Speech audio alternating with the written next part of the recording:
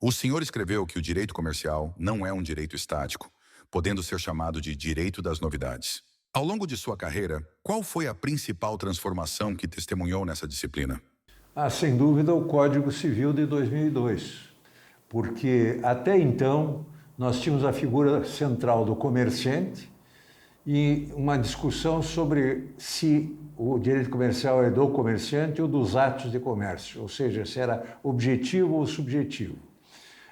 O Código de 2002 mudou o nome de comerciante para empresário, o que pouco significa, afinal, nós começamos lá atrás com mercador, não é? E não importa o nome que se dê, mas é a figura que desenvolve uma atividade econômica para a produção ou circulação de bens ou de serviços. E é o conceito que o Código deu ao negociante, não é? E que centrou toda a estrutura do direito empresarial na pessoa dele. Há quem diga, não, por exemplo, a professora Paula Forgione fala que o direito comercial é o direito dos mercados. Só que nós temos de pensar no protagonista, porque sem o protagonista não haveria nem mercado. Então a gente precisa dar atenção e esse caminho adotado pelo Código Civil deu condições de nós definirmos logicamente o âmbito da nossa disciplina, o que antes era muito discutível. Por quê? Porque havia uma incongruência entre aquilo que se considerava ato de comércio e aquilo que era matéria de comércio efetivamente. Não havia uma integração entre empresa e atos de comércio, entre atividade econômica e atos de comércio. Por quê? Porque eram atos enumerados no século XIX e que, portanto, não correspondiam mais àqueles que hoje representam a atividade econômica no Brasil. Cito dois exemplos, um só para não ficar demorando. A agricultura, nenhuma atividade relativa ao imóvel era considerada comercial. Isso, na realidade atual, é uma excrescência. Qual a opinião sobre os projetos de grandes codificações, como a proposta de um novo Código Comercial ou a reforma do Código Civil? Bem, eu já há algum tempo havia defendido que a proliferação de leis às vezes dificulta a manutenção de códigos.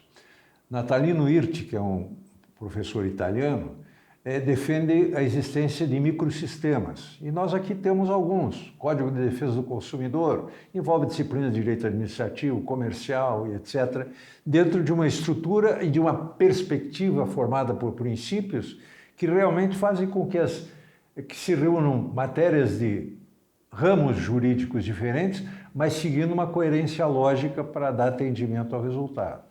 Eu acho que nós deveríamos ter um código de sociedades, como é o caso de outros países, Portugal, o código é excelente, e não ficarmos preocupados com uma estrutura codificada. Temos o Código Civil, não é ruim, a reforma que se pretende é péssima, porque já até tem um trabalho que publiquei recentemente na revista da Academia Paranaense de Letras Jurídicas, onde mostro que ali nós temos um código, e só na parte de direito comercial, nós temos umas propostas que, se vieram de grandes juristas, deve ter entrado algum capetinha no meio que estragou tudo que eles fizeram. Se pudesse destacar uma lei de direito empresarial que merece elogios e outra que, se tivesse o poder, revogaria, quais seriam? Não é muito simples, mas eu diria que, a seu tempo, a grande lei que trouxe um alento de respeitabilidade pelo direito brasileiro foi a lei das SA. Agora, lei péssima, de momento não me ocorre. Todas as leis têm suas dificuldades. Afinal, a designação mais adequada da disciplina é direito comercial ou direito empresarial? Acho que não precisa se perder pelo nome, mas, de qualquer forma, a Constituição diz direito comercial. Então, seguindo a Constituição, eu optei por continuar com essa nomenclatura. Um livro ou um autor não jurídico que o senhor recomenda? Machado de Assis. Por quê? Porque ele foi um gênio. Não pelo Assis que eu tenho, não, porque o Assis dele é completamente diferente.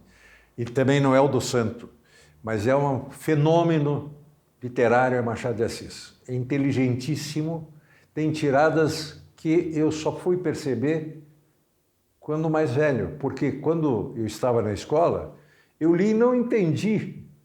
Lia de obrigação, achava bacana e tal, mas não me deliciava com o que ele realmente representa na literatura brasileira.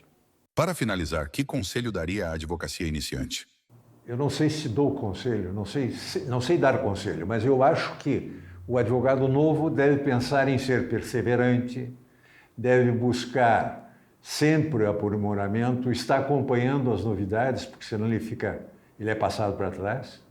Né? Eu lembro de uma tirada de um italiano, cujo nome não recordo agora, que dizia o seguinte: o jurista precisa se ajustar ao computador, porque se ele não fizer isso, o mundo que vai preferir a máquina vai desprezar o jurista.